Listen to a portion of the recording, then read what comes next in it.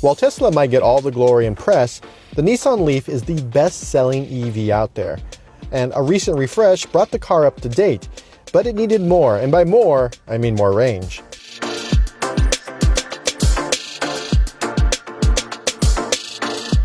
This is the Nissan Leaf Plus, starting at $36,550. It has more range than the base level Leaf, 226 versus 151.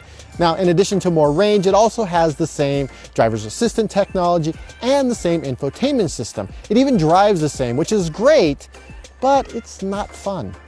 It's vitally important that Nissan introduced this longer range vehicle. The 62 kilowatt hour battery that propels this car an extra 75 miles pits it up against the latest string of EVs hitting the market. In addition to the long-awaited standard range $35,000 Tesla Model 3, the EV offerings from Kia and Hyundai have changed the game. In other words, folks that might have bought a Leaf before now have other options. Fortunately, Nissan's been at this for quite a while. The car has all the sturdiness of something that's been around for decades, nothing seems out of place, and the automaker has played it relatively safe when it comes to the Nissan Connect infotainment system. Instead of just copying a tablet, what Nissan has done with their infotainment system is create a series of home screens. There's the one big feature like the weather or the media where you can see or control something, and then there's sub features like charging stations where you have to click in to really see what's going on. What's nice is that the system, it's not the quickest, it's not the snappiest, but it does work well. The screen is clear, it's easy to see, and it has the requisite media, phone, navigation, and because it's an EV, it also has charging station information. Drivers can customize the layout, and if they're not happy, they can plug in their smartphone for Android Auto and CarPlay support. The weird thing is that Nissan only put one USB port in this entire vehicle. Now, you would think that a car that has been at the forefront of EVs would have more than one port in order to charge other devices, but here we are. One. Lack of ports aside, Nissan does keep up with most of the pack with its impressive ProPilot Assist driver's assistance package. The combination of adaptive cruise control and lane keep assist is only bested by Tesla's autopilot in this price range. I found it to be an adept highway companion that doesn't require too much tension to relieve the system so you can take over, and it does a really good job handling most highway corners.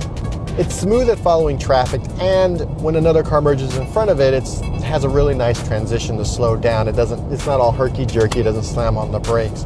Behind the wheel, well, we're gonna have to talk about the actual wheel first, so to do that, I'm gonna have to pull over.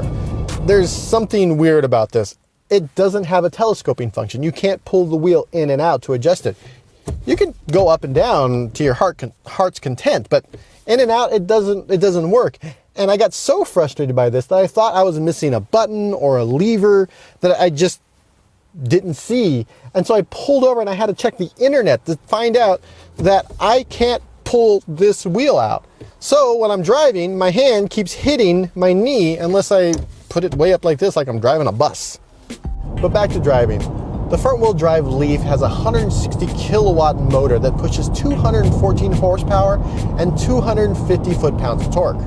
That sounds like the Leaf should be a blast to drive. In reality though, it's merely nice to drive. The vehicle has two modes, regular and eco. In regular, you do feel the boost of EV torque, but it's never exciting or fun. But the steering is the same way.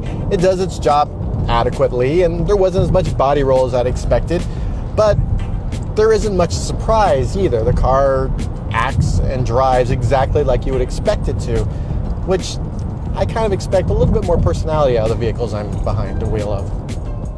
It's a weird slight against the car because some buyers just want something that works as advertised, and the Leaf does that. It does exactly that. One of the items that does work as advertised is the e-pedal feature. Now, a lot of automakers are using paddles behind the steering wheel in order to initiate one pedal driving. That's the ability to drive just using the accelerator. On the Nissan, there's a button right here. Just set it, turn it on, and the car is set for e-pedal. And whenever I lift my foot off the accelerator, the car begins to slow down with regenerative braking. And as you get better at it, you should be able to stop right at the intersection, but it does take a little bit of practice. Here we go. I'm a fan of the e-pedal and use it almost all of the time, except while parking. For some reason, parallel parking requires a little coasting. At least it does for me. The e-pedal regenerative braking energy goes back into the 62 kilowatt-hour battery pack that's charged by both a level 2 port and a Chatham mode quick charge port. That fast charging port supports up to 100 kilowatts of power. Now, most stations out there top off at about 50 kilowatts, so it's nice that Nissan is thinking about the future. Atop that battery pack, the interior is well equipped and, like the rest of the car, exactly what you expect.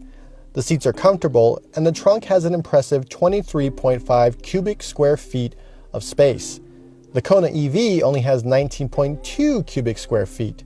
Now, most of this extra is because of the nice well here that you don't have in other EVs, and that adds to the storage space. Overall, the Leaf Plus is a smart move by Nissan to keep up with the automotive Joneses. But it's still 32 miles short of the Hyundai Kona EV in range, and that might be enough to sway buyers. The car is comfortable with an impressive driver's assistance package. It's not exactly something I would call fun, but a lot of drivers don't really care about fun. They just want something that'll get them from point A to point B in a reasonable fashion. The Nissan Leaf Plus will do that, but I'm hoping with the next version, Nissan adds a little bit more excitement.